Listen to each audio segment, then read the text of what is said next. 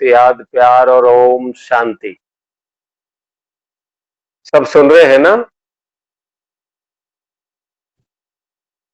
तो ये तो देखो अचानक का पार्ट आज अब बजाने को देखने को मिला हमें। बहन जी ने अभी 15 मिनट पहले ही फोन कर बताया कि अभी क्लास कराओ, तो हम तो घूमने जा रहे थे।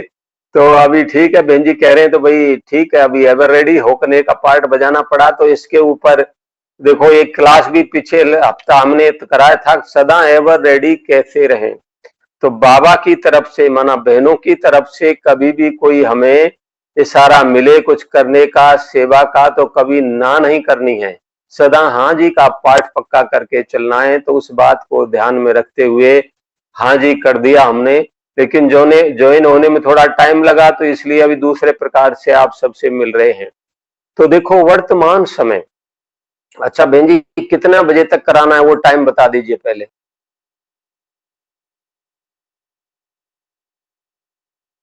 ठीक है। तो हम आपको वर्तमान समय को देखते हुए, आज आप सभी देख रहे हैं चारों ओर हलचल का वातावरण बना हुआ है। लोग बहुत ही परेशान दुखी हैं। तो ऐसे हलचल के समय में हम अपनी स्थिति को कैसे अचल और अडोल बनाकर रख सकें, क्योंकि हमारी स्थिति अचल अडोल होगी तो ही हम अनेक आत्माओं को अचल अडोल बना सकेंगे, हलचल से मुक्त कर सकेंगे। तो ऐसे समय पर अचल अडोल स्थिति बनाने के लिए या अपनी संकल्प शक्ति को हम पॉजिटिव और पावरफुल बनाएं, क्योंकि हमारी स्थिति अचल अडोल होगी तो अनेक आत्माएं हलचल से मुक्त हो सकेंगी। तो उसके लिए पहली बात हम अपनी संकल्प शक्ति को पॉजिटिव और पावरफुल बनाएं, क्योंकि हम जैसा सोचते हैं वैसा ही हमारी स्थिति बनती जाती है, वैसा वातावरण वायुमंडल बनता है और अनेक आत्माओं को वैसी अनुभूतियां होने लगती हैं। तो इसलिए हम हमारे मन में क्या विचार चल रहे हैं, आज लोग समाचार सुन के देखकर क्या सोचते हैं, मेरे को करुणा नहीं हो जाए। अरे भाई क्यों हो जाएगा, हर एक आत्मा का अपना अपना पार्ट है, कर्मों का हिसाब किताब है। तो हम सदैव पॉजिटिव विचार, शक्तिशाली विचार अपने मन में रख के चले, तो निश्चित रूप से बाबा ने तो कहा ही है कि जैसा तुम सोचोगे वैसा बनते जाओगे। तो ये ध्यान देने की बात है कि जो हम बनना करना चाहते हैं हम वही सोचें, जो नहीं चाहते वो हम ना सोचें। तो हमारे मन के विचारों में एक एक पॉजिटिव पावरफुल संकल्प में वो शक्ति है असंभव को भी संभव करने की। क्योंकि हम जैसे जैसे अपने पुरुषार्थ करके संपूर्ण स्थिति के समीप पहुंच रहे हैं, वैसे वैसे हमारे एक एक संकल्प में सिद्ध होने की पावर आती जा रही है, वैसा बनने करने की। तो इसीलिए ये ध्यान देने की बात है कि जो हम बनना करना चाहें वही सोचें, जो नहीं चाहते वो हम ना सोचें। तो मुझे बाप समान निरंतर योगी फरिश्ता बनना ही है, ये संकल्प अमृत वेले उठते ही अपने अंतर मन में भर दो, तो वैसे बनते चले जाएंगे। आज कोई भी समस्या परिस्थिति आती है तो कईयों के सामने अगर स्थिति श्रेष्ठ नहीं है तो नेगेटिव विचार चलते हैं। अगर देखो हमारी स्थिति जैसे जैसे हम पुरुषार्थ करके संपूर्ण बनने जा रहे हैं, तो हमारे एक एक संकल्प में वो पावर आती जा रही है सिद्ध होने की। तो अगर उस स्थिति में नेगेटिव कमजोर संकल्प आया और वो सिद्ध हो गया तो वहां एक समस्या खड़ी हो जाएगी, और पॉजिटिव पावरफुल संकल्प साकार हुआ तो एक श्रेष्ठ स्थिति बनाने का आधार बन जाएगा। इसलिए ध्यान देने की बात है कि हम हमेशा पॉजिटिव पावरफुल विचारों का ही स्वरूप बन के चलें, लेकिन उसके पहले कि एक नेगेटिव संकल्प यदि हमारी स्थिति शक्तिशाली है और वो साकार हो गया तो वहां एक समस्या खड़ी हो जाएगी। तो नेगेटिव विचारों से बचाएं अपने आप को। तो सुनिए एक ऐसा ही अनुभव, ताकि हम नेगेटिव विचारों से अपने आप को बचा सकें। इसलिए मैं एक नेगेटिव कमजोर संकल्प का भी अनुभव सुना रहा हूं, फिर सुनाएंगे एक पॉजिटिव संकल्प का अनुभव। एक भाई का फोन आया, कहने लगा भाई साहब मेरे सामने एक बड़ी समस्या आ गई है। क्या समस्या है जी? समस्या ये है कि हमारे को हमारे ही बच्चों ने घर से निकाल दिया है। अब कहाँ जाएं, क्या करें, बड़ी आयु में बड़ी समस्या आ गई है। तो मैं भी सोचने लगा अब इसको क्या जवाब दिया जाए। तो 2 मिनट बाबा को याद कर कहा, बाबा ये आत्मा ऐसे से पूछ रही है, क्या जवाब दिया जाए। तो बाबा से टचिंग मिली कि बच्चे इनसे पूछो कि आप लोगों ने कहीं कुछ गलत तो नहीं सोचा था। तो 1 मिनट में उससे पूछा कि भाई याद करो, आप लोगों ने कहीं कुछ गलत तो नहीं सोचा था। तो 1 मिनट में सोच कर कहता है कि हाँ, हम सोचते थे कहीं बच्चे घर से नहीं निकाल दें तो कुछ पैसा जमा करके रख लो। तो जो सोचा वही हो गया उनके साथ। इसलिए ध्यान देने की बात है कि हम वो सोचें जो हम बनना करना चाहते हैं, जो नहीं चाहते वो हम ना सोचें। तो देखो, एक कमजोर नेगेटिव संकल्प में जब इतनी बड़ी शक्ति है, जो हम सोचते हैं वो हो जाता है, तो पॉजिटिव पावरफुल संकल्प में तो उससे कहीं कई गुना बढ़कर शक्ति है। तो हम क्या नहीं कर सकते। अब सुनिए एक पॉजिटिव पावरफुल संकल्प का अनुभव। एक भाई थे, उनको कैंसर हो गया था और डॉक्टर ने उनको जवाब दे दिया कि आप केवल 4 महीने ही जीवित रहेंगे, जो कुछ करना है कर लीजिए। लेकिन उस भाई ने इस विचार को अपने अंतर मन में ही नहीं आने दिया। उसने पॉजिटिव पावरफुल संकल्प किया डॉक्टर की बात को सुनकर कि नहीं, मुझे तो जिंदा रहना है, मुझे भगवान के यज्ञ की सेवा करनी है और मुझे इस कैंसर की बीमारी से कंप्लीट मुक्त होना है। तो इन्हीं पॉजिटिव पावरफुल विचारों को लेकर वो चलते रहे और जो दवाई गोली थी वो भी कराते रहे। तो देखो, ये नियम है, हम सभी का शरीर बॉडी जिन सेलों से बना है, वो हर एक व्यक्ति के शरीर के सेल हर 4 महीने के अंदर कंप्लीट चेंज हो जाते हैं, नए सेल्स बनते रहते हैं, पुराने खत्म होते जाते हैं। ये प्रक्रिया हर एक के शरीर में ऑटोमेटिक चलती रहती है। तो नए सेल्स का निर्माण शरीर में किस आधार से होता है, जैसा हम संकल्प कर रहे हैं ऐसे सेल्स बनते जाते हैं और पुराने सेल्स खत्म होते जाते हैं। तो उसने जब ये संकल्प किया मुझे जिंदा रहना है, भगवान की सेवा करनी है, कैंसर की बीमारी से कंप्लीट मुक्त होना है, तो इन पॉजिटिव पावरफुल विचारों को लेकर वो चलता रहा, पुरुषार्थ कराते रहे और उसके अंदर पॉजिटिव, उसके शरीर में पॉजिटिव पावरफुल सेल्स बनते गए। और ये बात को आज करीब 15 साल हो गए हैं। वो भाई आज तक जिंदा है, भगवान की सेवा कर रहा है, कंप्लीट कैंसर मुक्त हो गया है। तो आप सोचिए एक पॉजिटिव पावरफुल संकल्प में कितनी बड़ी शक्ति है, जो असंभव को भी संभव किया जा सकता है। इसलिए कभी अपने मन में नेगेटिव कमजोर विचारों को नहीं आने दें, सदा ही पॉजिटिव पावरफुल विचारों का स्वरूप बन के चले, तो फिर जो आप सोचेंगे वही होगा। दूसरी बात, अचलाढोल स्थिति बना हलचल में आने का कारण बनते हैं देह का भान और देह का अभिमान। तो इससे खत्म करने के लिए हम अपने सदैव श्रेष्ठ स्वमान में रहें। बाबा ने हमको बहुत सारे स्वमान दिए हैं। मैं इस संसार की सबसे हाईएस्ट होलीएस्ट पद्मा पदम भाग्यशाली आत्मा हो, तुम मास्टर सर्वशक्तिवान हो, लाइट हाउस माइट हाउस हो, अवतरित हुए फरिश्ते। तो ये बाबा द्वारा दिए हुए स्वमानों को हम स्वरूप बनकर चलते हैं उनका, तो बाबा द्वारा दिए हुए स्वमानों में वो शक्ति है असंभव को भी संभव करने की। एक कैसे भी नेगेटिव विचारों वाली आत्मा को बदलकर पॉजिटिव बनाने की। जो कार्य आपके मुख के बोल से नहीं हो पाता है, वो स्वमान के पावरफुल वाइब्रेशन द्वारा कराया जा सकता है। और स्वमान के पावरफुल वाइब्रेशन से एक अभिमानी आत्मा के अभिमान को भी खत्म किया जा सकता है। जब हम किसी भी स्वमान का स्वरूप बन के चलते हैं, तो हमारी स्थिति से वैसे वाइब्रेशंस फैलते हैं, वैसा वातावरण वायुमंडल बनता है और उस अनुसार लोगों को अनुभूतियां होने लगती हैं। स्वमान से स्वयं को सम्मान मिलता है, बाबा से भी सम्मान मिलता है, दूसरों से भी सम्मान मिलता है। इतनी ऊंची महान है वो स्वमान की सीट। तो कैसे स्वमान के पावरफुल वाइब्रेशन द्वारा एक नेगेटिव विचारों वाली आत्मा को बदलकर पॉजिटिव बनाया जा सकता है, हलचल से मुक्त हुआ जा सकता है। सुनिए एक अनुभव। एक भाई ने जमीन के प्लाट के लिए सौदा किया था 4 लाख रुपए में। बातचीत होगी, सौदा फाइनल हो गया। कहा कि फलानी डेट को आना, पैसे दे देना, रजिस्टर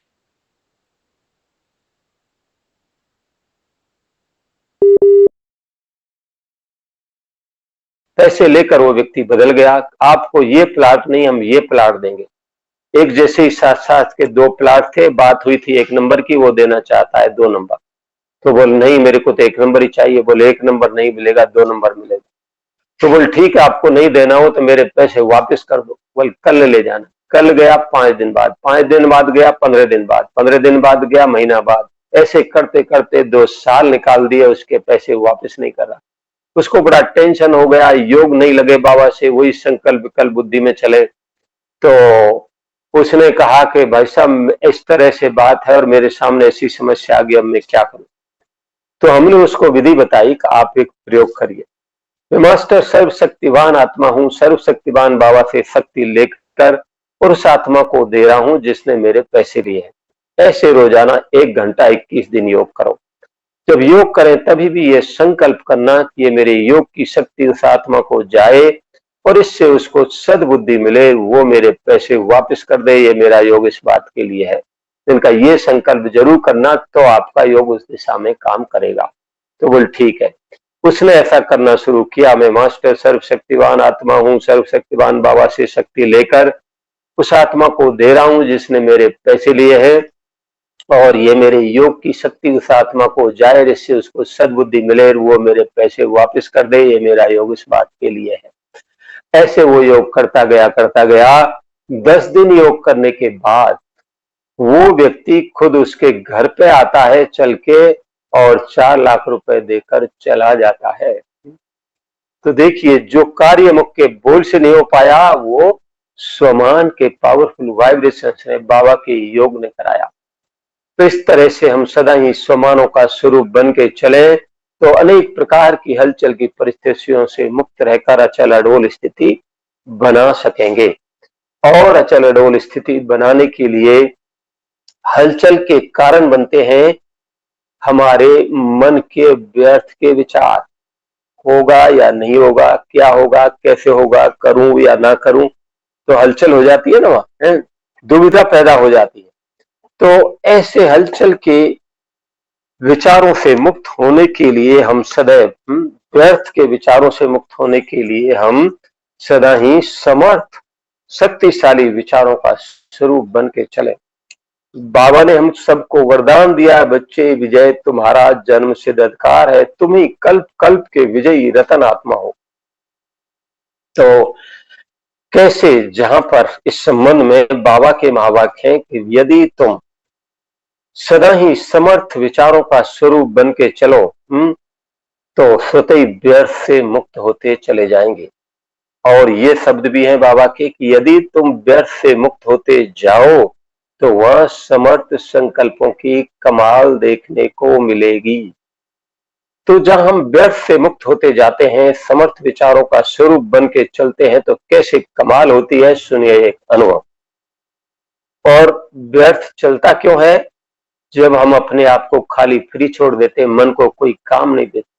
मन का काम है संकल्प करना। ज्ञान योग के विचार नहीं होंगे तो जो देखेंगे जो सुनेंगे उसका ही चिंतन चलना शुरू हो जाएगा। तो इसलिए सदैव मन को बिजी रखना है। स्वमान का अभ्यास, कोई न कोई चेकिंग करना, चार्ट रखना, अटेंशन देना, मनन चिंतन, स्टडी, इन सब बातों में अपने आप को बिजी रखें तो व्यर्थ के आने की मार्जिन ही नहीं मिलेगी। तो मैं सुना रहा था अनुभव कि जहां हम समर्थ स्वरूप विचारों का स्वरूप बन के चलते हैं तो कैसे उनकी कमाल देखने को मिलती है। सुनिए ये अनुभव। एक भाई को एक कंपनी में पहली बार इंटरव्यू के लिए, सर्विस के इंटरव्यू के लिए बुलाया गया। तो पहली बार इंटरव्यू देने जा रहे थे, तो उनके मन में भी ये हलचल थी, पता नहीं मेरे से क्या प्रश्न इंटरव्यू में पूछा जाएगा, मैं पास हो पाऊंगा या नहीं, तो मुझे क्या करना चाहिए। तो उसने यही संकल्प करके फोन किया, भाई साहब मेरे को आप थोड़ा गाइड करेंगे, मेरे को क्या करना चाहिए। तो हमने उनको कहा आप ऐसा करिए, आप जब इंटरव्यू देने जाएं तो इस निश्चय के साथ इंटरव्यू देने जाना कि मैंने जो पढ़ा है, याद किया है, वैसा ही प्रश्न मेरे से इंटरव्यू में पूछा जाएगा। दूसरा, इस संकल्प के, इस निश्चय के साथ इंटरव्यू देने जाना, मैं मास्टर सर्वशक्तिवान आत्मा हूं, सर्वशक्तिवान बाबा मेरे साथ। तीसरा, सफेद कपड़े पहनकर बैज लगा के जाना जो दूर से ही दिखाई दे। तो वो ठीक है, उसने ऐसा ही किया। सफेद कपड़े पहन के बैज लगा के, मैं मास्टर सर्वशक्तिवान आत्मा हूँ, सर्वशक्तिवान बाबा मेरे साथ है, मैंने जो पढ़ा याद किया वैसे ही ट्रस्ट मेरे से इंटरव्यू में पूछा जाए। वो गया तो जहां पहुंचा तो इंटरव्यू देने के लिए तो दो बुजुर्ग से लोग इंटरव्यू लेने के लिए बैठे हुए थे। तो जैसे ही उनका ध्यान इस भाई की ओर गया तो सबसे पहला ध्यान बैज की तरफ गया। तो बैज को देखकर वो कहते, अच्छा आप ब्रह्मा कुमारी आश्रम में जाते हो? तो उसने कहा हाँ जी। बोल फिर तो आप मेडिटेशन करना भी जानते होंगे? बोला हाँ जी। तो आप कैसे मेडिटेशन करते हैं, क्या हमें भी सिखाएंगे? बोल हाँ जी। तो उसने थोड़ा आत्मा परमात्मा का परिचय देकर और कॉमेंट्री से योग कराना शुरू कर दिया। वो कराता गया कॉमेंट्री से योग, और उन दोनों की आंखें बंद और मगन प्रभु प्यार में। 20 मिनट तक उसने कॉमेंट्री से योग कराया। योग पूरा हो गया है, फिर भी उनकी आंखें ना। फिर 5 मिनट के बाद उसने कहा साहब अभी मेडिटेशन पूरा हो गया है, तो उनकी आंखें खुली। अच्छा, आप तो बहुत अच्छा मेडिटेशन कराना जानते हो। दूसरा प्रश्न उससे किया कि इसके अलावा आप और क्या जानते हो? तो बोल मैं गीत गाना बहुत अच्छा जानता हूं। है तो बोले गीत गाकर सुनाएंगे? तो उसने गीत गा दिया, प्रेम से बस 2 घड़ी प्रभु का ध्यान कीजिए। अब वो गीत भी ऐसा है तो सुनते सुनते फिर दोनों की आंखें बंद और मगन प्रभु प्यार में। 3-4 मिनट का एक गीत है, गीत पूरा हो गया है, फिर भी उनकी आंखें ना खुले। फिर उसने 5 मिनट के बाद कहा साहब अभी गीत पूरा हो गया है, तो उनकी आंखें खुली। अच्छा, आप तो गीत गाने बहुत अच्छा जानते हो। तो बोल देखो आप इंटरव्यू में पास हो गए हो और ये लो अपॉइंटमेंट लेटर और फलानी डेट से ड्यूटी ज्वाइन कर लेना। ये क्या हुआ? समर्थ संकल्पों की कमाल। इसलिए कैसी भी समस्या परिस्थिति क्यों न आए हमारे आगे, लेकिन कभी अपने मन में व्यर्थ के विचारों को, कमजोर विचारों को नहीं लाएं। सदा ही शक्तिशाली समर्थ विचारों का स्वरूप बन के चले, तो फिर जो आप सोचेंगे वही होगा, और अचल अडोल स्थिति बना सकेंगे। और अचल अडोल स्थिति बनाने के लिए हम अपने मन की भावनाओं को शुभ श्रेष्ठ कल्याणकारी बनाएं। सबका कल्याण हो, सब आगे बढ़े, बाप समान बने, निरंतर योगी बन जाएं, सबके जीवन से विघ्न और दुखी घटनाएं खत्म हो जाएं। तो ऐसी जहां हमारे मन में सर्व के प्रति शुभ भावना, शुभ कामनाएं हैं, तो उनमें भी इतनी बड़ी शक्ति है कि उनके द्वारा भी कैसी भी नेगेटिव विचारों वाली आत्मा को बदलकर पॉजिटिव बनाया जा सकता है। लेकिन ये तो हुआ ज्ञान। लेकिन एक व्यक्ति आपसे गलत व्यवहार करता है, दुख देता है, विघ्न डालता है, डिसरिगार्ड करता है, क्या ऐसी आत्मा के प्रति हमारे मन में शुभ भावना रहती है या बदल जाती है? तो ज्यादातर लोगों की ऐसे गलत व्यवहार को देखकर भावनाएं बदल ही जाती हैं। तो अगर भावनाएं बदल गई हमारी, तो उन आत्माओं के पास भी वैसे ही नेगेटिव वाइब्रेशन पहुंचेंगे, तो वो भी फिर हमारे प्रति वैसा ही व्यवहार करेंगी या संकल्प करेंगी। तो इसीलिए आवश्यकता है, भले कोई कुछ भी करे, लेकिन हमारे मन में सदा ही सर्व के प्रति शुभ भावना, शुभ कामना रहे। उसके लिए 2 बातों का होना जरूरी है। पहली बात है, ज्ञान और योग का बल निरंतर इमर्ज रूप में रहे। ज्ञान योग का बल निरंतर इमर्ज रूप में रहेगा तो ही शुभ भावनाएं रहेगी, अन्यथा बदल जाएगी। दूसरा, कि हम सभी को महानताओं की नजर से देखें, संपन्न स्वरूप में देखें कि ये सभी देवी देवता बनने वाली, विश्व का कल्याण करने वाली महान आत्माएं हैं। तो क्योंकि अपने संपन्न, हर एक के संपन्न स्वरूप में देखें उनको, क्योंकि भगवान जिसको महान आत्मा कह रहा है तो जरूर महान आत्मा है ही ना, सभी बाबा के बच्चे। तो उनके अंदर कोई न कोई गुण विशेषता, महानताएं भी हैं, तो उनको देखकर चलेंगे तो कभी भी भावनाएं बदलेंगी नहीं। तो जहां हम अपने मन में सर्व के प्रति शुभ भावना, शुभ कामना रख के चलते हैं, तो उस आधार से आप सभी प्रकार की हलचल से सहज मुक्त हो सकते हैं। तो सुनिए एक ऐसा ही अनुभव। आप में से कई जो ज्ञान में चलते हैं, तो कई ऐसी माताएं होंगी जिनके पति ज्ञान में नहीं चलते, वो विघ्न डालते हैं, रुकावट डालते हैं। या कईयों की युगल ज्ञान में नहीं चलती तो वो रुकावट डालती हैं। या और कोई संबंधी आपको ज्ञान में चलने से रोकता है, तो आप कैसे शुभ भावनाओं के प्रयोग से उनके मनोविचारों को बदल सकते हैं, सुनिए ये अनुभव। तो एक भाई का बड़ा बिजनेस था, उनकी युगल ज्ञान में चलती थी, और सॉरी, वो भाई ज्ञान में चलते थे लेकिन उनकी युगल ज्ञान में नहीं चलती थी, बहुत विरोध करती थी कि मेरे बिना पूछे बिल्कुल भी सेंटर नहीं जाना है। तो वो भाई का बड़ा बिजनेस होने के कारण बार बार बाहर आना जाना होता था, तो बाबा के घर पर भी क्लास करके आ जाते थे, लेकिन ऐसे कब तक। तो भाई मधुबन आए बाबा से मिलने के लिए, और एक रात ऊपर भी पांडवन में रुकने के लिए आए। तो मेरे को जब मिले क्लास के बाद तो कहा कि भाई साहब, मेरे सामने ऐसे ऐसे एक बड़ी समस्या आ गई है, मेरी युगल बहुत बिगड़ डालती है, मेरे को ज्ञान में चलने से रोकती है, मैं क्या करूं। तो हमने उनको कहा कि आप एक प्रयोग करिए। देखो, इसके लिए दो बातों का होना बहुत जरूरी है। एक तो कंप्लीट, चाहे वो कैसा भी आपका विरोध करे, एक तो कंप्लीट अपने मन में उस आत्मा के प्रति शुभ भावना रख के चलना है आपको। दूसरा, ये प्रयोग अमृत वेले ही करना है। क्या करना है, क्यों करना है, वो मैं बतला रहा हूं कि अमृत वेले इसलिए करना है कि अमृत वेले हम सभी का अंतर मन शांत और खाली होता है, तो उन विचारों को सहज ही स्वीकार कर लेगा, फिर वैसा बनना करना सहज और सरल हो जाएगा। इसलिए प्रयोग अमृत वेले करना है। प्रयोग क्या करना है, प्रयोग ये करना है कि जिस आत्मा को आप बदलना चाहते हो उसको अपने सामने सूक्ष्म में लाइट के रूप में इमर्ज कर लो, और इमर्ज कर उससे इस प्रकार से बातें करो कि तुम तो बहुत अच्छी आत्मा हो, देवकुल की आत्मा हो, तुम्हारा कल्याण हो, आगे बढ़ो, सुखी रहो। तो ऐसे उस शुभ भावना के रूप में बातें करना 7 दिन अमृत के लिए योग में, और बताना इसका रिजल्ट क्या रहता है। उस भाई ने ऐसे ही किया, यहाँ से गया, अमृत के लिए उठकर अपने युगल को लाइट के रूप में इमर्ज कर उससे इसी प्रकार से बातें की कि तुम तो बहुत अच्छी आत्मा हो, देवकुल की आत्मा हो, तुम्हारा कल्याण हो, आगे बढ़ो, सुखी रहो।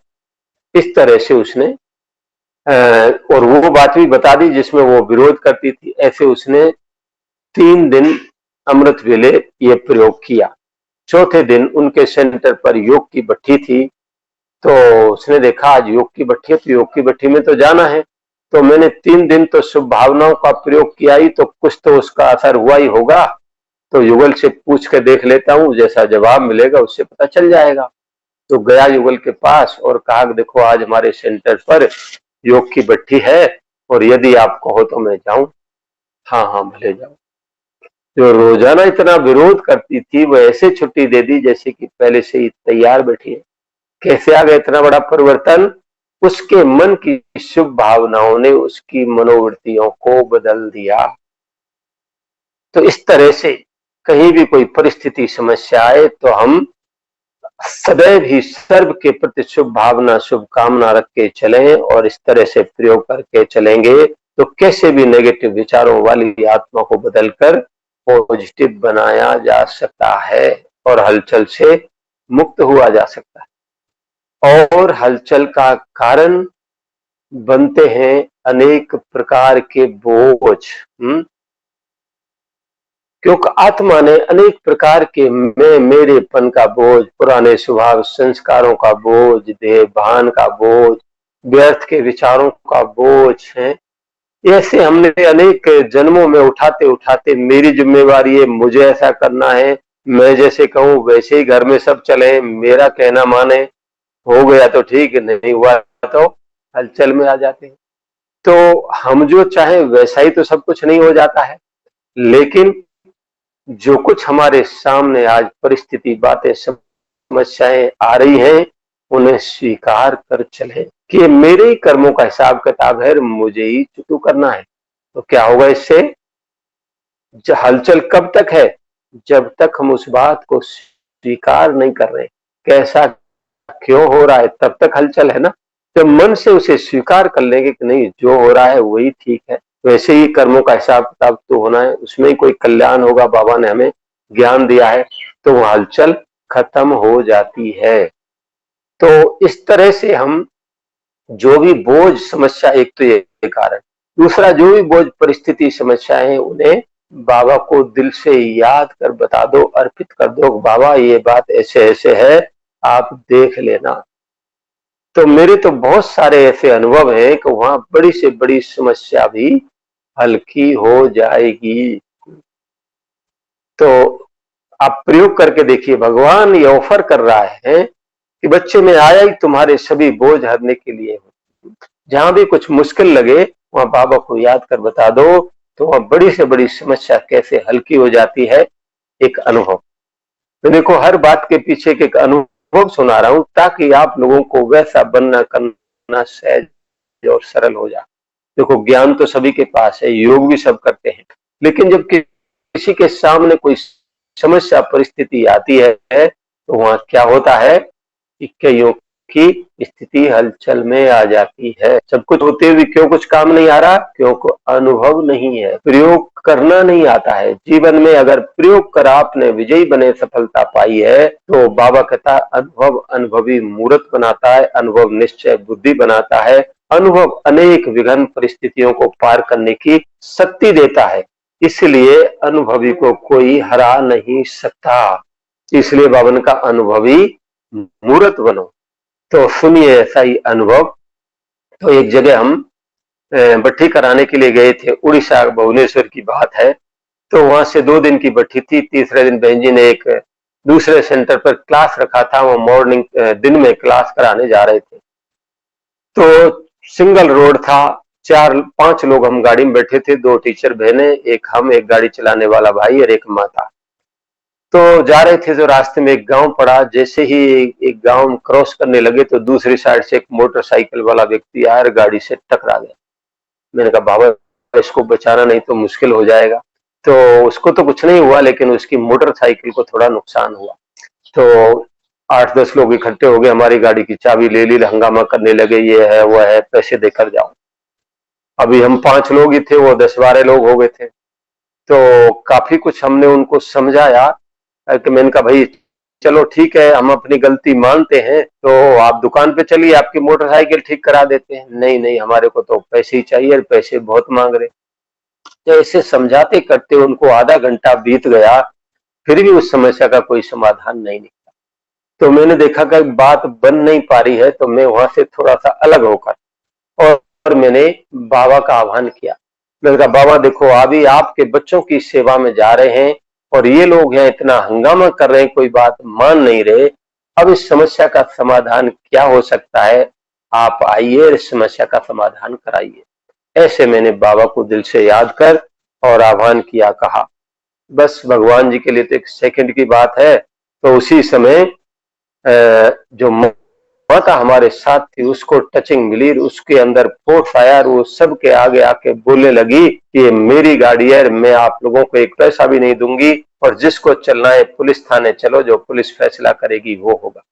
और देखो इस व्यक्ति ने शराब पिया, उसके मुंह से बदबू आ रही है, इसने शराब पिया हुआ है, इसलिए हम एक पैसा भी नहीं देंगे। तो शराब पी के गाड़ी चलाना तो कानूनी अपराध है। तो ये प्लस पॉइंट मिला और ये सुनकर वो ठंडे पड़े, और जो 5 मिनट के अंदर फिर हमको कहने लगे कि भाई साहब हम लोगों को कुछ नहीं चाहिए, आप लोग जाइए। जो आधा घंटे से जिस समस्या का समाधान नहीं हो रहा था, 5 मिनट के अंदर बाबा का आह्वान करते ही बिना कुछ लिए दिए हम वहां से चल पड़े। तो ये है उस ऑलमाइटी बाबा की कमाल। इसलिए हम कहीं भी रहें, कुछ भी करें, उससे साथी बनाकर चले, सब बोझ उसे अर्पित कर दें, तो हल्के हो जाएंगे ना। तो हल्के होके चलना उड़ना सहज और सरल हो जाएगा। और हलचल का कारण बनता है अकेलापन। कहीं भी आप अकेले जा रहे हैं, कोई ऐसी समस्या आ गई, पता नहीं कुछ हो नहीं जाए, क्या होगा, कैसे होगा। कमजोर एक व्यक्ति की तो लिमिट पावर होती है ना, है? लेकिन अगर ऐसे समय पर उस सर्वशक्तिवान का हम आह्वान कर लेते हैं, उसको साथी बनाकर चलते हैं, तो वहां भी असंभव असंभव है। हर एक प्रकार की हलचल से आप मुक्त अपने आप को अनुभव करेंगे। तो बाबा ने तो कहा ही है कि मैं आया ही तुम्हारे लिए हूँ, मुझे यूज करो, लाभ लो, फायदा उठाओ। तो हम सारे दिन में भगवान को कितना यूज कर चलते हैं। कहीं भी कोई बात समस्या आई, उसे आह्वान कर लो, उसको बतला दो, तो हल्के हो जाएंगे। आप कहीं जा रहे हैं कोई कार्य करने, बाबा आओ आप भी मेरे साथ चलो और ये कार्य कराओ। तो देखो कैसे भगवान वहां जैसे कोई व्यक्ति किसी का साथी बनकर साथ देता है, ऐसे भगवान हमारा साथी बनकर साथ निभाता है। इसलिए बाबा की तरफ से कभी भी कोई आज्ञा, श्रीमत मिले, डायरेक्शन मिले तो कभी ना नहीं करना है। सदा हाँ जी का पाठ पक्का करके चलना है। ये साधारण बहनें नहीं, ये भगवान के राइट हैंड हैं, ये पवित्रता की देवियां हैं। इनके द्वारा भगवान अपना कार्य करवा रहा है। इसलिए कभी भी कोई भी सेवा मिले बाबा के यज्ञ की तो कभी ना नहीं करे, सदा हाँ जी का पाठ पक्का करके चले, उसी में ही कल्याण समाया हुआ है। एक छोटा सा अनुभव, एक बार हम देखो कोई कार्य आपने किया हो तो और फिर से करना पड़े तो कोई बड़ी बात नहीं है, लेकिन आपको उस किसी कार्य का जरा भी करने का अनुभव नहीं है तो आप सोचेंगे ना कैसे मैं सेवा करूंगी या करूंगा, लेकिन आपने बाबा की सेवा समझकर हाँ कर लिया तो ये निश्चित है कि बाबा आपसे वो कार्य करवा लेगा। तो एक ऐसा ही अनुभव, हम नए नए मधुबन निवासी बने थे, मुझे मधुबन में रहते हुए 38 साल हो गए और ज्ञान में चलते हुए 43 साल हो गए ज्ञान में चलते हुए। तो नई नई एक ही साल हुआ था उस समय, तो सभी दादियां यहाँ रहती थी, तो उस समय मनोहर दादी जी ने एक प्रोग्राम बनाया कि जिन भाई बहनों को क्लास कराना, भाषण करना नहीं आता है उनके अंदर ये कला आए। तो मेरे को कहा आपको भाषण करना है। अब उस समय हमारे को तो कभी दो शब्द भी किसी के आगे खड़े होकर बोलने की आदत नहीं थी, लेकिन अब दादी ने कहा है तो मैं ना भी नहीं कर सका, हाँ भी नहीं कर सका। मैं चुपचाप सुन लिया और मैं बाबा के कमरे में गया। बाबा मेरे को तो भाषण करना आता नहीं है, मैं कैसे भाषण करूंगा है? तो बाबा की तरफ से टचिंग मिली, बच्चे बाबा ने तुमको वरदान दिया है, तुम्हें कल्प कल्प के विजयी रतन हो। तो ये पॉइंट स्मृति में आते ही थोड़ा शक्ति आ गई। और ये भी मैंने बाबा को बतला दिया, बाबा अभी देखो अगर मेरे को कुछ नहीं आया तो आप ही आना, आप ही भाषण कराना। बस तैयार होगी जी। प्रोग्राम ऐसा था, टॉपिक किसी को बताए नहीं गए थे, कहा ज्ञान योग के टॉपिक होंगे, चिट्ठी बनाकर रख दी जाएंगी, उसी समय आओ, चिट्ठी उठाओ और जो टॉपिक निकले उस पर बोलो। ऐसा प्रोग्राम था। अभी तैयारी भी करे तो क्या करे, टॉपिक का ही मालूम नहीं है। और तो प्रोग्राम का नाम रखा गया था काल्पनिक भाषण प्रतियोगिता, अर्थात आप जो है वो नहीं, कल्पना करके बोलिए, दूसरे बन के बोलिए। अभी तैयारी करे तो क्या करे, टॉपिक का ही मालूम नहीं। तो उस प्रोग्राम में 7 बहनें 7 भाई, सब नए नई, जिनको बोलना क्लास कराना नहीं आता है, ऐसे लोगों को सिलेक्ट किया गया। तो एक नया मनोरंजन इंटरेस्टिंग प्रोग्राम था, तो सब लोग देखने सुनने के लिए आए। रात के 8:30 बजे ओम शांति भवन का हाल फुल भर गया है। तो सब दादे दादियां आगे बैठे हैं और जिनको कुछ क्लास कराना, भाषण करना नहीं आता हो, 2 शब्द भी बोलना, ऐसे लोगों को स्टेज पर बिठा दिया गया है। प्रोग्राम शुरू हुआ, 3 लोगों ने हमारे से पहले बोला, चौथा नंबर हमारा आया, हम भी गए, चिट्ठी उठाई और खोल के देखा तो इतना वंडरफुल टॉपिक निकला, कभी सोच भी नहीं सकते थे। टॉपिक निकला कि यदि आपको ब्रह्मा कुमारी बना दिया जाए तो आप क्या करेंगे। अब एक तरफ पढ़ के हंसी आए, दूसरी तरफ विचार चले कि भाई इस पर हम क्या बोले, तो बिल्कुल ही अपने से बाहर का टॉपिक है। अच्छा, सोचने का भी टाइम नहीं, माइक के आगे खड़े हैं, बोलना ही अपने को है। तो मेरी बुद्धि में कुछ नहीं आया, मैंने बाबा को याद कर कहा कि बाबा अभी देखो मेरे को तो कुछ नहीं आता, अभी आप या और आप ही भाषण कराओ। और ऐसा नहीं हो लोग हंसी उड़ाए, पहली बार स्टेज पाए, भाषण अच्छा होना चाहिए।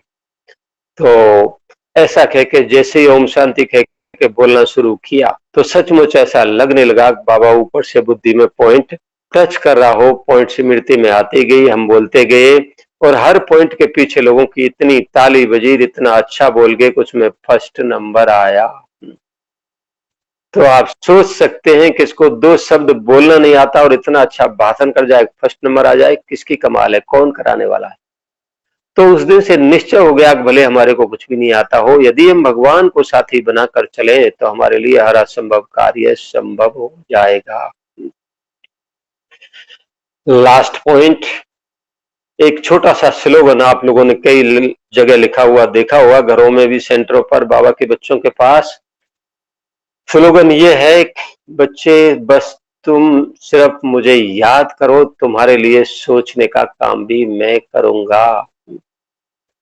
और मेरा ये अनुभव है सोचने का काम भी वो करता है।